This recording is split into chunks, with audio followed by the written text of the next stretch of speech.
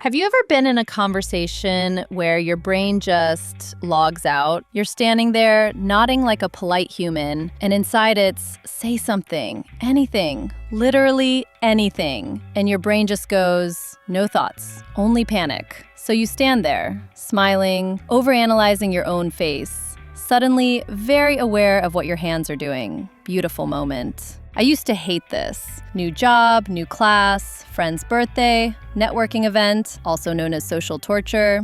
I'd end up alone with someone, and after, hey, nice to meet you, my brain would just quietly leave the chat. Today we're going to talk about how to stop that from happening, how to never completely run out of things to say without turning into a fake extrovert or a podcast host against your will. And also, why sometimes it's not you. The conversation really is dead, and you're allowed to walk away like a queen. We're going into why awkward silence isn't your enemy, active listening, the non-cringe version, why interesting conversations start with your life, how stupid questions secretly save everything, when to stop watering a dead plant and just leave. Let's start with everyone's favorite, suffering. 1. Awkward silence will not kill you, even if it feels like it. Picture this. You're at a party. Your friend disappears to get drinks. Now it's just you and her colleague Kevin. You. So, how do you know Sophie? Kevin. We work together. You. Nice. Kevin. Yeah. And there it is, the silence. You immediately start diagnosing yourself with 43 social disorders. But here's the thing. We remember our cringe moments forever. But if I asked you, name 3 times someone else was awkwardly silent with you,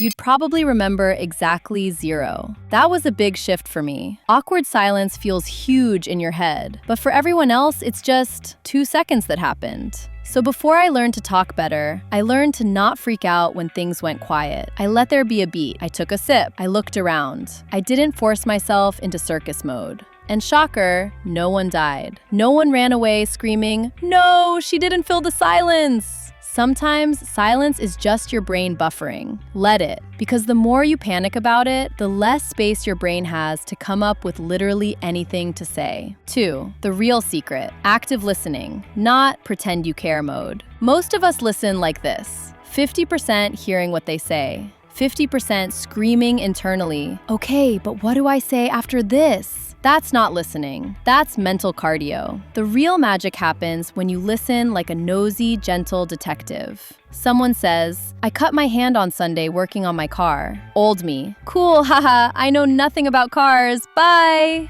New me hears, Sunday, cut hand, working car. Whose car? Why Sunday? How bad? Is this a hobby? Now suddenly, instead of, I have nothing, my brain has options. I could say, wait, you fixed your own car? Are you okay? How bad was it? Are you into cars? Or was this a one-time, let me be useful moment? That's active listening. You're not digging in your memory for fun facts. You're just pulling on threads that are already in front of you. Try it with something simple. I didn't sleep well last night. Panicky brain. I have this problem too. Let me trauma dump. Curious brain. Oh no, what kept you awake? Is that a one-time thing or an every night adventure? Are you more a night owl or just attacked by your thoughts at 3 a.m. like the rest of us? Suddenly, you're not stuck. You're curious. Curious people don't run out of things to say. They just follow the thread. If this is landing for you, don't go anywhere.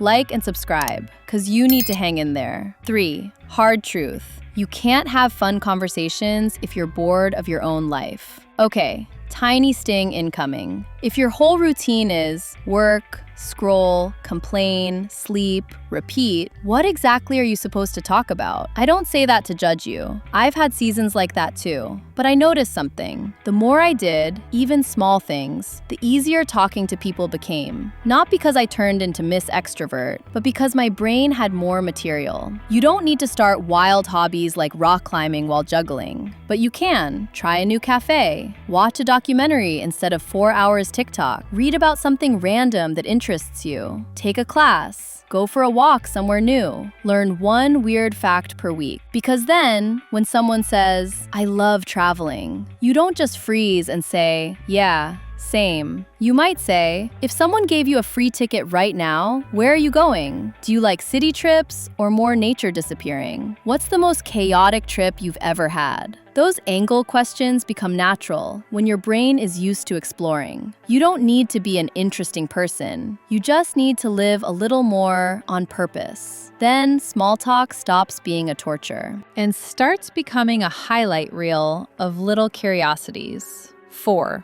Stupid questions are secretly the best ones. Now, let's rehabilitate stupid questions. We're so afraid of asking something weird. We want to sound smart, deep, poetic, mysterious, all at once. But here's the thing. Most people love talking about themselves, and often it's the simple questions that get them there. Tiny, random, honest questions like, how tall are you actually? I'm terrible at guessing. Do you like grocery shopping, or is it a speed run mission? What's your totally unnecessary but sacred daily ritual? If you never had to cook again, would you be happy or miss it? Do these sound like Pulitzer-winning conversation topics? No. Do they work? Yes. Shockingly well. You ask, do you like grocery shopping? They might say, weirdly, yes. It relaxes me. Absolutely not. I always forget 3 things. I used to love it until I went once with my ex,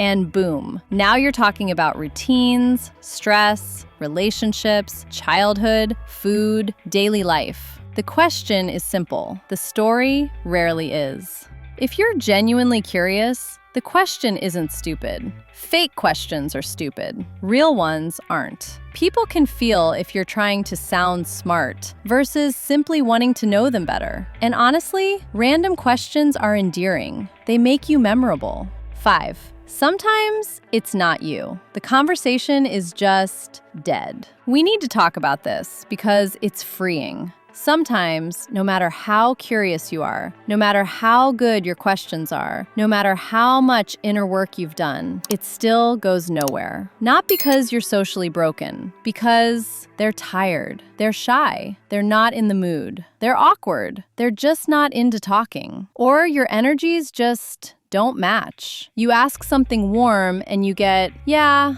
not really. I don't know.